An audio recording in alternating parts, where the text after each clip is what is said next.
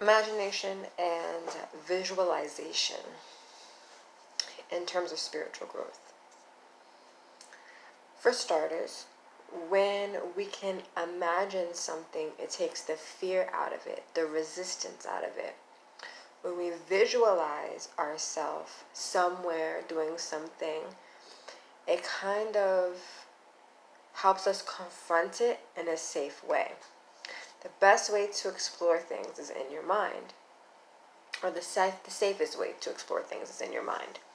And what that means is, usually before you do something, or before you set a goal, or if you want to accomplish something, or you want to face a fear, you either consciously or subconsciously visualize it. So let's say you want to be a public speaker. You don't think you're that great at it, and you kind of visualize yourself in your mind speaking in front of an audience. That kind of shaves off some of the fear. Why? Because you're removing yourself from basically actually doing the physical acts and mentally preparing yourself. And with everything, it is okay to prepare or be prepared.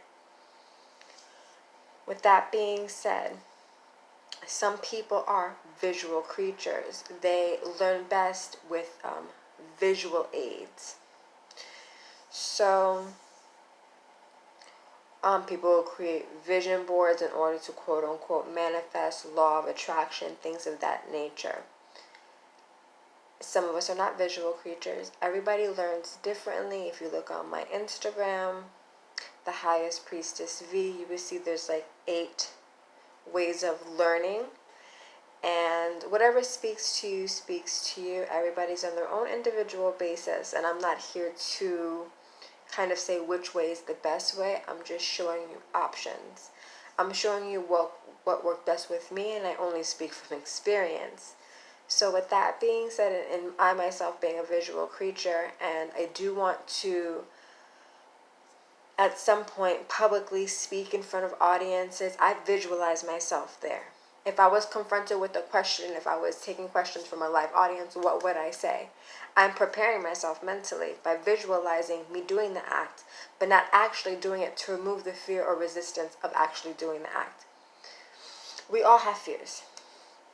You know, if you have a fear of heights, and you have these dreams of you falling from high cliffs, falling from buildings, it's your mind and your subconscious trying to purge you of that fear.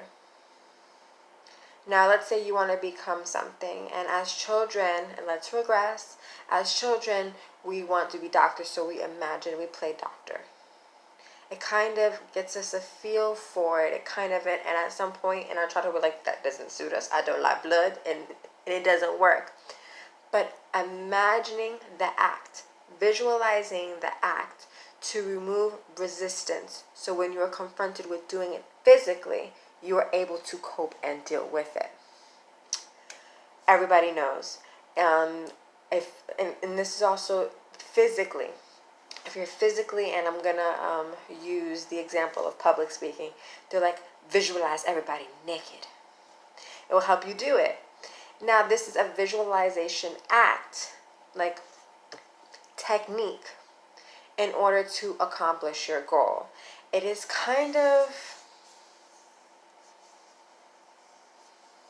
separating yourself on some level. How I can articulate that is that we are our mind. I told you, you live here. Nobody lives here but you. It is the safest place to explore because you can dissect things. You can experience things. You can manifest, dream, attract things to yourself by trying to figure out how you're going to do things, preparing. If you are, and this is visualization, imagining, if you want to have a book, you're kind of, you're kind of like, all right, how would I like this book to look? How would I like the cover to look? How would I like the chapters to separate? What story do I want to bring to the table? You're imagining all of this. You're visualizing it. And what this has to do in regards to spiritual growth is when I say like the thought or the epiphany is the ignition, or the question is the ignition in order to find spiritual growth or enlightenment, or however you want to refer to it, it is because it all starts with our imagination and visualizing it. No matter what you do in life, you're going to have to imagine it first. You're going to have to visualize it first. Even when people are going through their tower moment, it's very difficult to see a few steps ahead of them because they can't visualize whatever they built coming down. Be prepared. You know what I mean? Visualize that even if something does come down, you can always build it back up. Have those tools readily available, which I'm referring to your mind, in order to prepare yourself for spiritual growth. In order to prepare yourself to build the best version of yourself, in order to accomplish your goals, and in order to kind of obtain self-mastery. You have to visualize yourself there. You have to imagine that it is possible, that you are completely capable.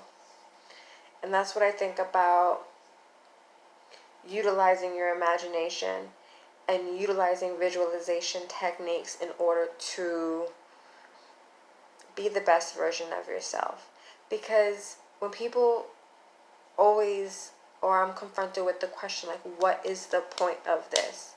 The point of your life is to be the best version of yourself, to visualize you being the best version of yourself, so you can perpetuate that knowledge to whomever you come across, including your children, including your family, so they could be the best version of themselves in order to create a better earth.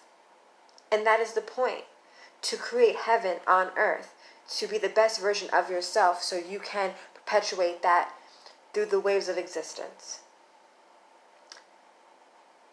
Follow me on Instagram. There's a lot more information there. It kind of goes more in depth, so I just highly suggest it, just so that you can, if you're a visual person, see what I'm speaking about. Thanks again. Have a great day.